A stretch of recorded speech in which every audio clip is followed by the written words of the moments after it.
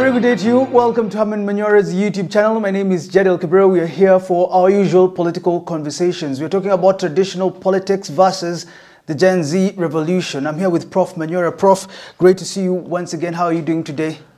Great. Always on your phone? Of course. You're checking on Adani deals, eh? Yeah, I want to be part of it. You know, the conversation now that everyone is talking about Gachagua, we're thinking, is the voter psyche changing? And is this Gachagua conversation bringing the voter psyche back to the traditional means of analyzing politics? Because we've talked a lot about this, and it seems we have forgotten that Kenyans were caring only about finance bill, Adani, and now everyone is thinking how Gachagua can actually be true in 2027. A former British High Commissioner, Edward Clay, I think, he said Kenyans suffer from selective amnesia. We have short memories, and we live an episodic life. We live episodes, you know. Something comes, we concentrate there. Another one comes, we leave that one, and then days go, months pass, years go.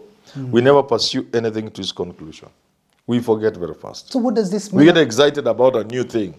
Now this Gachagua thing is occupying the entire space. You won't sell your newspaper unless Gachagua is there. The Adani thing has been forgotten for a while. By the time we are through with Gachagua, something else will come up.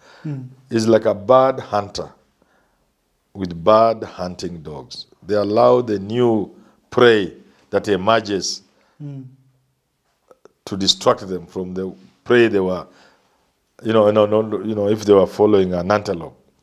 Antelopes have this game of playing. They know where others stay. They pass there. The other one starts the ako kanalala hapo. Until their dogs get tired. So for somehow, for those who hate hunting, please forgive us. We are village boys. We grew up doing that hunting. So my question, and we have no apologies. This is our country.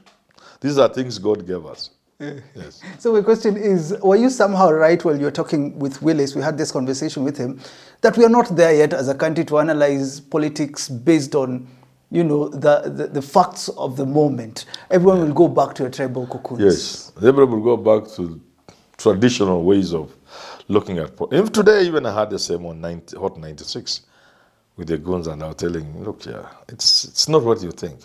The only way we can make a major departure from that kind of politics, if the Gen Z momentum is maintained, especially around 2027. If it's the Gen Z, they will change the way we do our politics. But if they die the way some people are hoping Gen Z issue is dead, then we are back to factory settings. But whom should we blame for this? Should we say that Kenyans are not informed yet if we go back to factory settings, because the momentum was already there? If we go back to factory settings, should we say that civic education was not done enough? You have your conversation, you had it with Richard. The civic education hasn't been done enough by the... It's not civic education. And it's not Kenya. People get it wrong. Ethnicity is not a tribe. Ethnicity is just just rallying constituencies. So if in Kenya people organize around tribe, in America they organize around things like race, things like color, things like economic status, blue states versus red, blue collar job, college workers. So in America, you expect a white educated voter to behave differently from even a black educated voter.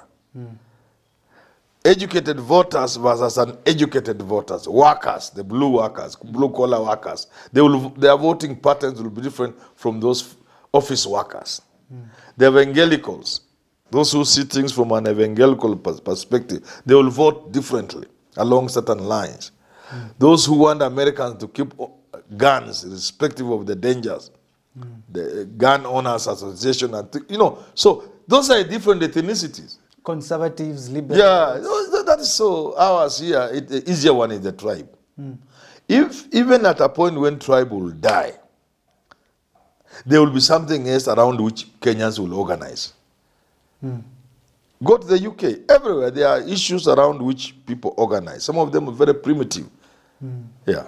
So if you look at... What does it mean if a man goes to your church? Is that sufficient enough for you to vote for them? But people vote on the basis of somebody going to church with them, even in those developed countries. Yeah.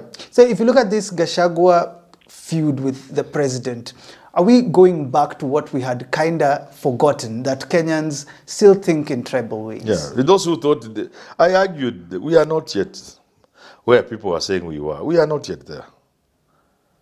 Because we live in a country where, during voting, the professor of engineering and his houseboy, they vote the same if they come from the same tribe. Yeah. In other words, the doctor in you disappears the moment you enter a booth.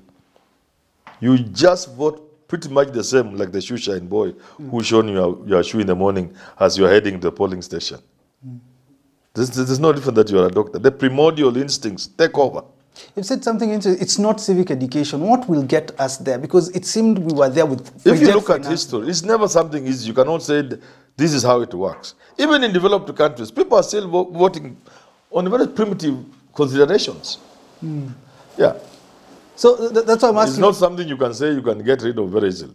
No. It will be, you move tribe, something else will be the consideration. Then what does this mean for the likes of Okia Omtata or Jimmy Wanjigi, whom Kenyans had perceived they would be voted based on the economic situation we're facing?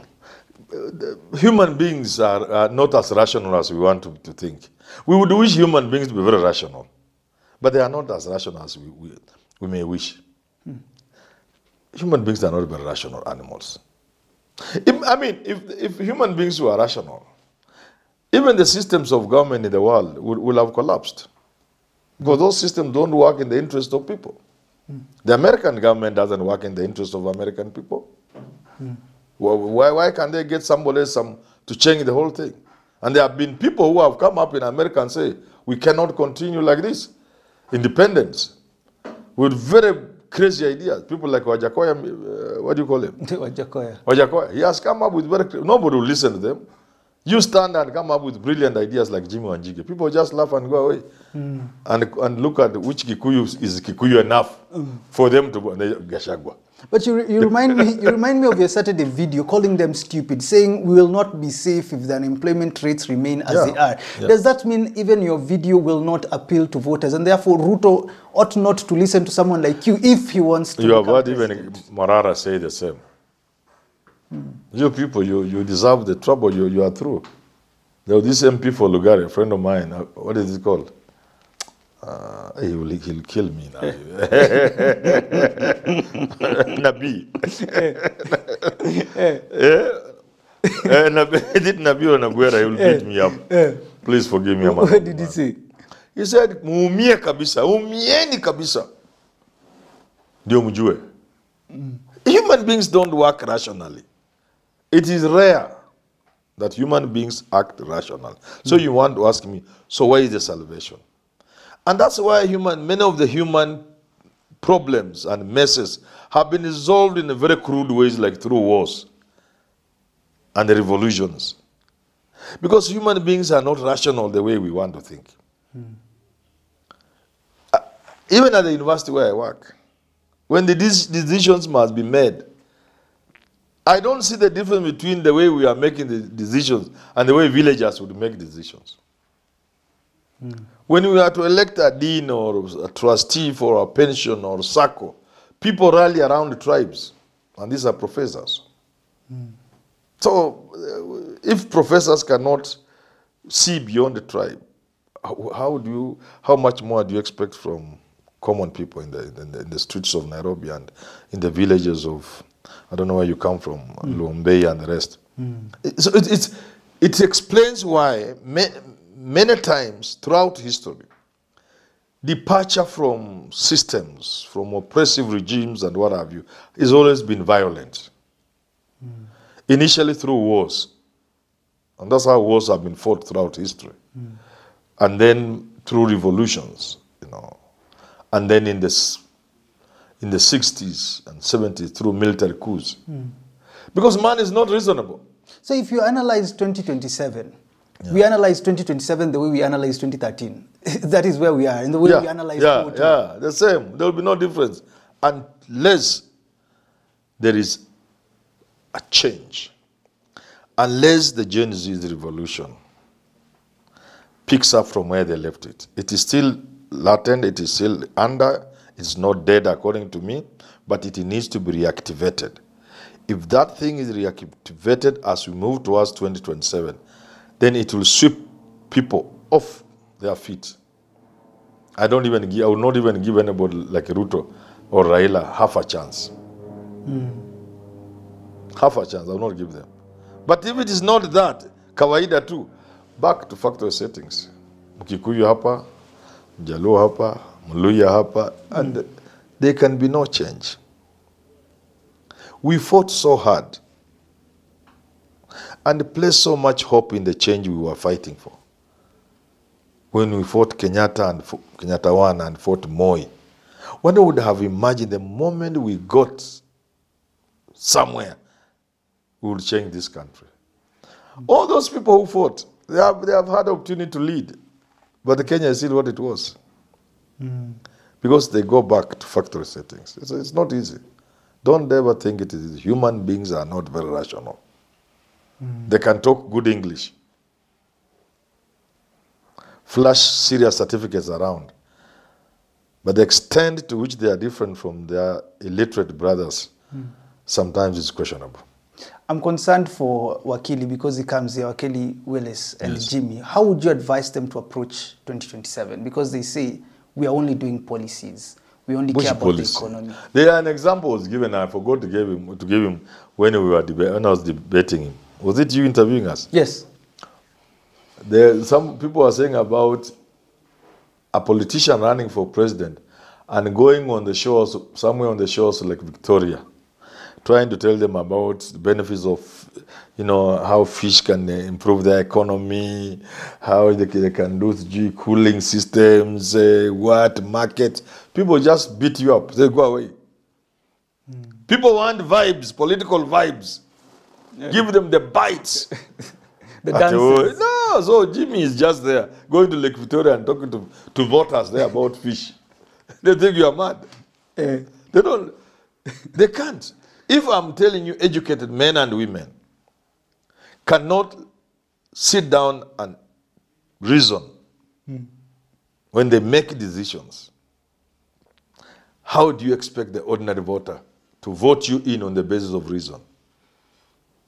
And yet, educated people cannot do that. It's naive of you to imagine. So Jimmy is a good man, a good friend of mine, Yes. But you cannot get to State House through reason. That economy or foreign debts, yakuna, hapa, balance sheet, nonsense. Nobody listen to you. Well, what's your take on that? Nonsense, Prof says, even though he's addressing his friend. Thanks for tuning in. Do you think we'll vote boost on traditional means, or this time round the Gen Z revolution will help us? Till we do talk again, have yourself a lovely rest of your day.